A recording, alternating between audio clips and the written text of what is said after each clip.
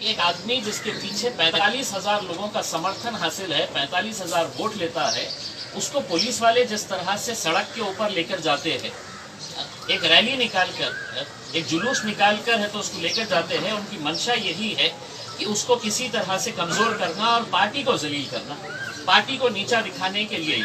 मैं police department से ये सवाल करना चाहता हूँ कि ऐसे केसेस के अंदर, थाने डिस्ट्रिक्ट के अंदर जितने ऐसे केसेस हुए हैं, कितने ऐसे केसेस के अंदर पुलिस डिपार्टमेंट ने आरोपी को इस तरह जुलूस निकाल कर लेकर गए हैं।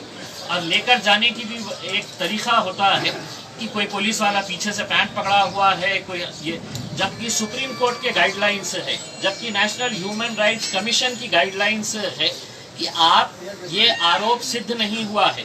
मैं तो आप में से भी किसी के ऊपर इल्जाम लगा सकता हूँ कि आपने मेरे से 20,000 रुपये मांगे हैं, 50,000, तो क्या आप आरोप ये हो गए हैं? अदालत होती है, अदालत के बाद है तो आप ये सब चीजें करिएगा उसमें। मैंने तो आज के दिन सीपी को बोला कि साहब अदालत अगर वो करती है आप फांसी के ऊपर लटकाइएगा उसमें, लेकिन अगर किसी को भी आप पकड़ कर लेकर आएंगे, ठीक है, यहाँ तक भी हो गया। उसके बाद जो हर दूसरे दिन एक एक केस रजिस्टर किया जा रहा है, एक पुलिस स्टेशन में होता है, फिर दूसरे पुलिस स्टेशन के अंदर होता है, तीसरे, ऐसे 6 केसेस रजिस्टर हो गए हैं। एक केस बलात्कार का हो जाता है। अब बलात्कार का केस हो रहा है, 2017 का कोई मामला है, कोई लड़की आकर खड़े हो जाती है और कहती है कि नहीं, इन्होंने मेरे साथ घर के अंदर, इस घर के अंदर का अगर आप ये बताते हैं तो मुझे बताइएगा कि मैंने इनके घर वालों की जानकारी हासिल की है। पूरा जॉइंट फैमिली रहती है, 30 लोग एक मकान के अंदर रहते हैं, और वहां पर एक लड़की 3 साल के बाद आकर कहती है कि मेरे ऊपर इन्होंने बलात्कार किए हैं करके, और पुलिस है तो बिल्कुल रजिस्टर कर देती है। अब उसके बाद जो केसेस रजिस्टर होते हैं तो कहते हैं कि नहीं, इन्होंने 50,000 मांगे थे मेरे से 2016 में, इन्होंने 1 लाख रुपया मेरे से मांगे थे 2017 के अंदर, फिर 50,000 रुपये 2018 के अंदर। तो मेरा एक सवाल पुलिस डिपार्टमेंट से ये है कि पुलिस इतनी निकम्मी क्यों थी? पब्लिक का विश्वास पुलिस के अंदर क्यों नहीं था कि अगर कोई पैसा मांग रहा है, कोई पैसा ले रहा है, तो पुलिस क्यों खामोश थी और जनता पुलिस डिपार्टमेंट के पास क्यों नहीं जा रही थी शिकायत लेकर? ये सबसे अहम सवाल हम पुलिस से पूछना चाहते हैं कि अचानक आप भी बैठे थे 2019 को, जब खालिद गुड्डू साहब एनसीपी छोड़कर आए हैं, 15 साल से वो एनसीपी के अंदर थे, तब है तो पूरे बहुत दूध के धुले हुए थे। एमआईएम के अंदर आने के बाद ही ये सारे केसेस आप पुराने जो है वो अपने जितने भी उनके कार्यकाल के अंदर हुए हैं, वो केसेस आज आप हमारे नाम के ऊपर बिल फाड़ रहे हैं कि एमआईएम का ये है। मुझे बताइए, इतने सारे कंप्लेंट्स, पुलिस डिपार्टमेंट कहती है कि साहब इतने कंप्लेंट्स हैं उनके खिलाफ, इतने लोग आ रहे हैं। मैं बोला साहब बहुत अच्छी बात है, उसमें आपका डिपार्टमेंट के पास पहले क्यों नहीं आ रहे थे? क्या वजह थी? आपके कमिश्नर के पास नहीं जा रहे थे, क्राइम ब्रांच पे नहीं जा रहे थे, इकोनॉमिक ऑफेंसेस विंग के पास नहीं जा रहे थे, कोई कंप्लेंट्स नहीं कर रहे थे। अब पुलिस कहती है कि नहीं साहब 23 इनके ऊपर मामले हैं करके। 23 मामले एक पॉलिटिकल लीडर के लिए कोई बहुत बड़ी बात नहीं होती है। मैं जब 2014 के अंदर राजनीति के अंदर आया तो मामूली किसी को थप्पड़ मारने का भी गुनाह मेरे ऊपर नहीं था, एक सादी एनसी मेरे ऊपर नहीं थी। आज मेरे ऊपर भी 10 गुना है, और उसमें एक गुना जो है वो मेरे ऊपर डकैती का गुना है। डकैती का गुना कैसा है? तो मैंने एक शराब की दुकान बंद करवाया था। शराब की दुकान वाले ने है तो पुलिस के अंदर शिकायत दर्ज करवाई कि मेरे गले में से 235 रुपये गायब हो गए हैं, तो डकैती का केस तो हमने तो पुलिस वालों को कहा था कि आप करिए, ऐसे ऐसे केसेस करिए, हम अदालत पे लड़ेंगे करके। अगर आप ये समझ रहे हैं कि आप दबाएंगे, आप किसी तरह से जितने भी हमारे मजलिस के फॉलोअर्स हैं उनको आप कमज़ोर करने की कोशिश करेंगे, तो हम लड़ाई लड़ने के लिए तैयार हैं। हम सिर्फ पुलिस डिपार्टमेंट से ये सवाल करना चाह रहे हैं, 2016 के अंदर अगर किसी ने पैसा मांगा था तो उसने शिकायत लेकर आया क्यों नहीं था? पुलिस इतनी निकम्मी क्यों थी?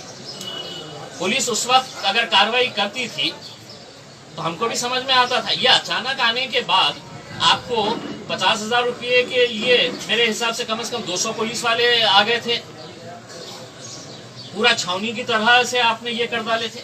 कितने आरोपियों को पुलिस डिपार्टमेंट ने इस तरह से जुलूस निकालकर है तो कोर्ट लेकर गए या पुलिस स्टेशन लेकर गए, जहां पर भी पुलिस ने इसका जवाब देना, और अगर नहीं देती है हम लिखित रूप के अंदर पुलिस डिपार्टमेंट के, थाने पुलिस डिपार्टमेंट की शिकायत नेशनल ह्यूमन राइट्स कमीशन के अंदर करेंगे, हम विधानसभा के अंदर करेंगे, और जो जो भी प्लेटफॉर्म है जहां जहां पर भी जो प्लेटफॉर्म नजर आएगा हम उसके अंदर शिकायत करेंगे। हम कहीं पर भी किसी गलत काम का हम समर्थन नहीं कर रहे हैं।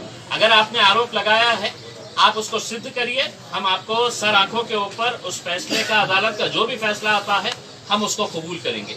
लेकिन अचानक आप 15 दिनों के अंदर आप इस तरह के केसेस लेकर आ रहे हैं, उस हिसाब से अगर देखा जाए, अगर पुलिस ने तय कर लिया है कि ये खासदार है आके हमारे ऊपर अब इसने है तो हमसे सवाल कर रहा है, तो 8 दिन के अंदर तो मेरे ऊपर भी 10 केसेस बना सकते हैं कि इम्तियाज जलील ने है तो इनसे 50,000 मांगा था, इनसे 10,000 मांगा था। एक लड़की को खड़े कर दिया जा सकता है कि साहब इन्हें मिली थी 2014 के अंदर, इनके ऊपर बलात्कार का केस है। ये सवाल यही पैदा हो रहा है कि पुलिस के ऊपर जनता का विश्वास क्यों नहीं था थाने की। या तो ये है कि राष्ट्रवादी कांग्रेस में आप जब थे तो आप ये सब चीजें हैं तो इसकी सुरक्षा पुलिस डिपार्टमेंट देता था कि नहीं आप लोग करिएगा, आपको जो करने का है खुली छूट है आप करिएगा करके। हम इसके अंदर साफ ये इल्जाम नहीं लगा रहे हैं, पूरी जिम्मेदारी के साथ कह रहे हैं ये पूरी साजिश के पीछे एक राजनीतिक खेल खेला जा रहा है और इसका इस्तेमाल जो है पुलिस डिपार्टमेंट को किया जा रहा है।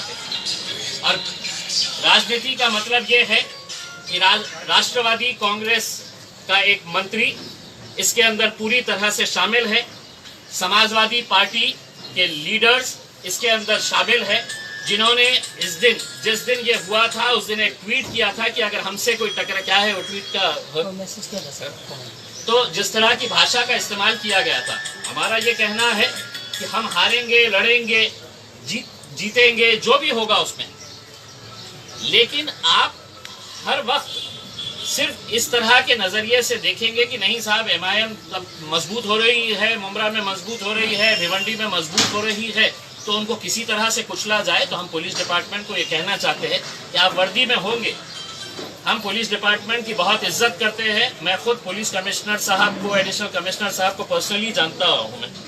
मतलब मैं ये समझता हूँ कि अच्छे ऑफिसर्स हैं, लेकिन मैंने पुलिस कमिश्नर साहब को कहा कि सर आप ये कैबिन के अंदर बैठे हैं, मैं आपकी इज्जत करता हूँ, लेकिन आपका नीचे का अधिकारी क्या कर रहा है, क्या इसका इल्म है आपको? क्या आपका क्राइम ब्रांच का PI क्या कर रहा है, क्या इन्वेस्टिगेटिंग ऑफिसर क्या कर रहा है, ये आपको पता है?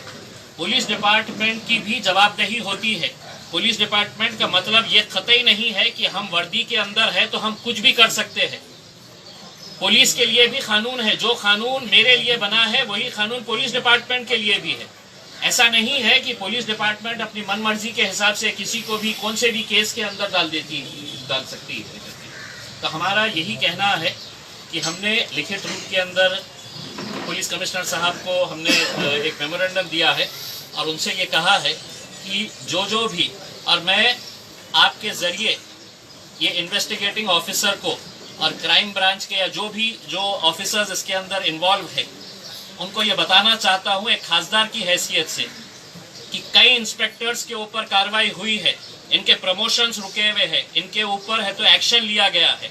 और मैं आपको साफ तरीके से ये बता रहा हूँ कि इम्तियाज जलील आपको किसी सूरत के अंदर नहीं छोड़ेगा अगर आप ये गलत काम करें।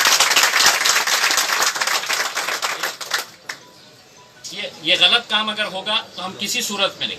आप लड़िए, आप बताइए हमारे को, आपके पास ये एविडेंस है, हम पूरी तरह से उसकी इज्जत करेंगे। आप अदालत के अंदर जाइए, हम भी अदालत के अंदर जाएंगे, आप अपनी पैरवी करिए, हम हमारी पैरवी करेंगे।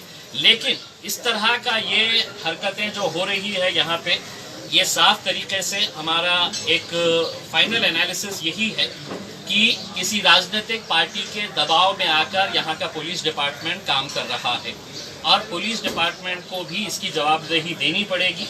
हम भी नेशनल ह्यूमन राइट्स कमीशन को ये बताएंगे कि ऐसे कौन से कानून के अंदर लिखा है कि किसी आरोपी को जिसका आरोप अभी सिद्ध नहीं हुआ है उसको आप रोड के ऊपर इस तरह से लेकर जाते हैं। इसके लिए हमने हमारी एक वकीलों की टीम हमने तैयार की है, जिसके अंदर हमारे डावरे साहब भी है जो यहाँ के लोकल वकील लोग हैं, हमारे खिजर पटेल साहब औरंगाबाद से आए हैं खास ये स्टडी करने के लिए, पूरे केसेस को देखने के लिए, और हम आगे की कार्रवाई यकीनन हम पूरी करेंगे।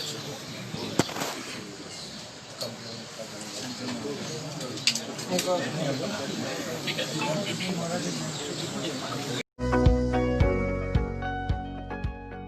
Please like and subscribe my YouTube channel.